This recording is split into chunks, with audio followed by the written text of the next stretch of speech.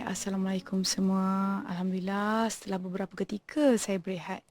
Kali ini saya kembali dalam Bicara Jiwa dengan topik yang agak panas, mencubit rasa, iaitu suara yang dibisukan. Topik ini agak berat ya. Saya hari ini ditemani oleh seorang gadis anonim ya, kerana tidak mahu mendedahkan identitinya.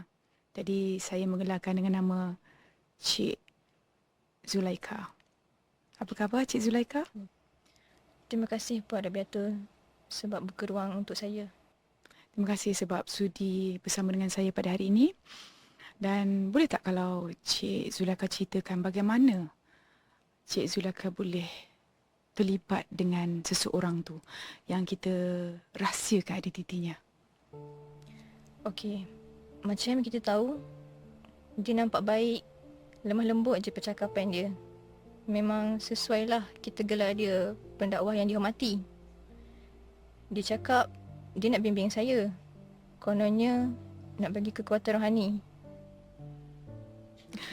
Jadi, sejak bila Cik Zulaika sedar yang dia tiba-tiba berubah? Masa dia cakap nak rawat saya tu, dia kata kononnya dia nak buang aura negatif dalam badan saya. Mula-mula dia pegang-pegang je, sikit-sikit sampai terlanjur banyak kali pula. Bukan badan saya je, harta saya pun sikit demi sikit dia nak ambil juga.